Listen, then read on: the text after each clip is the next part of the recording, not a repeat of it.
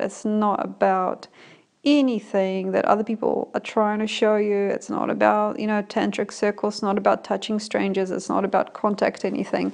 Okay, if you want to get in touch with your sexuality, okay, trust yourself. Trust yourself. That's all connection to that. One of the first experiences that you probably have had when you were a very small person, or could have been something of an association. Quite often, these experiences, these lights and darks, affect you for your whole entire life. And unfortunately, many of us don't actually have the recollection of what had happened to be like the first time we had the impulse of sexuality, or the first time we were introduced to it. And that's why we can't all our lives really figure out what it is, gives us the orgasm, but makes us tick or whatever, because the brain does complicated things. So the first association with fear, or the first association with love, or the first association with food sometimes is what brings the impulse again and again and again. We just don't understand it.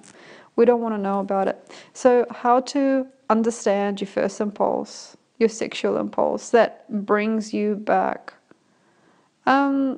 Don't understand it. Don't look for it, especially if you had a trauma. So if you've got a sexual trauma, sexual innocence gone or something like that, and then you're wanting to figure out your sex life, okay, this is really good. Just imagine, okay, you are itchy and you got to scratch that itch. You got a boiling energy, like a boiling energy inside your tummy, and then you got to eat something so that energy is gone. And then you also allow, every time you have a sexual energy, not to mask it with an idea or a memory or a person or a feeling. It is just that. It is just that. It's like you're feeling this glow in your genitals. And then you're saying, okay, I need something there.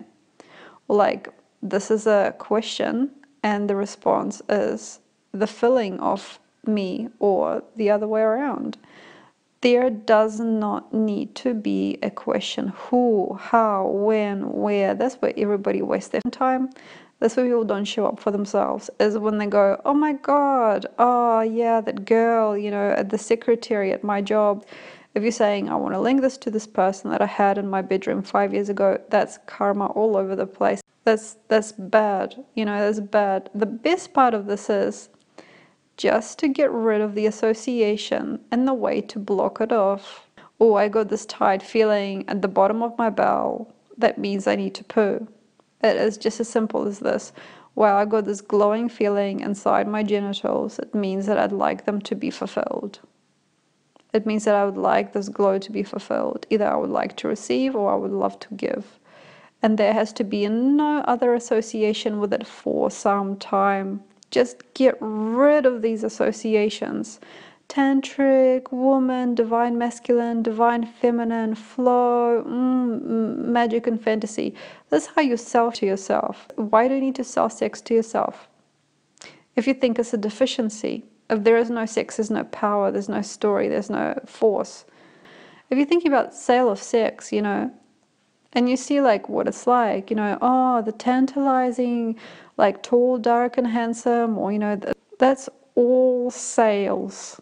And then we pick a partner not based on the feeling, or not based on the heart actually at all. We just pick it as a sale pitch. Oh yeah, I like the exotic girls, and then that becomes what? A sales pitch to yourself from you.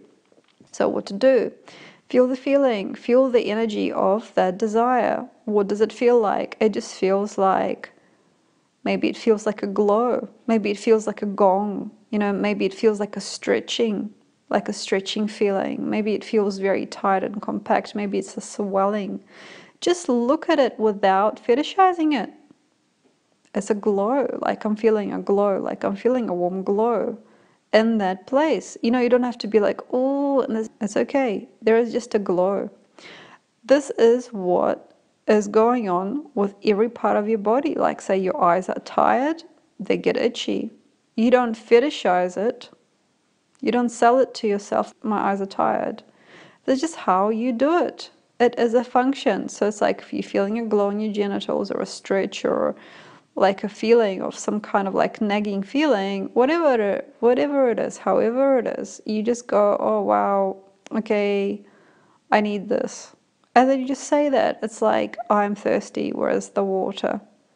It should not be anything but that.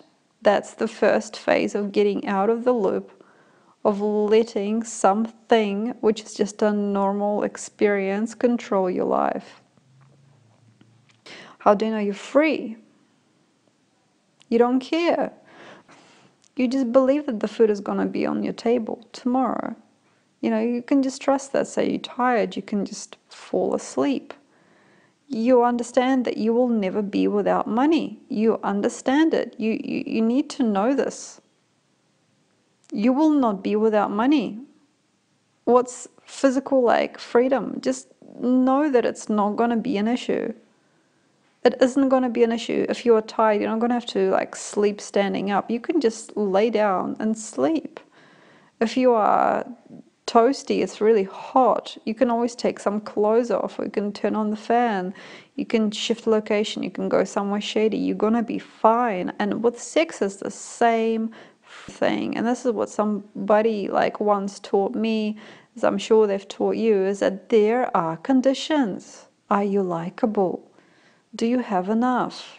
Are you the type of thing that the person is looking for? Would you like to commodify yourself? Are you not a commodity?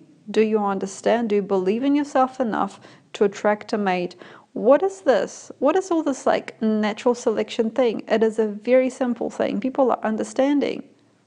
People understand. Look, just like you don't have to have a mom to cook for you.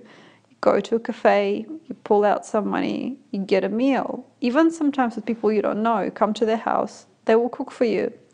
This is an unfortunate thing that not many people understand, is that you don't have to be special. You don't have to be fantastical, special, glowing, and magical, and beautiful, and perfect to get sex. People are understanding.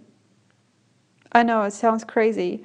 If you are somebody who is connected and who needs sex, there's going to be a person on the right level that will have sex with you. It is not a problem. But then, of course, marriage is involved, you know, issues with children, you know, carrying on the race, la la la la. No, no, no, no, no. Sex as an action, as an experience, sex as a need can never ever be uncovered. It can't be sexual frustration. If you're sexually frustrated and you think that nobody's going to get this to you or give you something, you are not connected. Sex is everything. People are giving, you know, just like if you are really hungry, you're starving, there's not going to be probably a day that you are. If you're listening to me, you're probably not starving, you know, but there's going to be some kind of cafe, place, relative, person, presence, something that will give you something. It's just not a big deal. It's not a starvation. It's not a miracle freaking needing thing. It's like you're hungry, your tummy's rumbling. It's just a natural sensation. I'm hungry, and all innocence, you're hungry, and all innocence, you're given food. However it is, just innocent.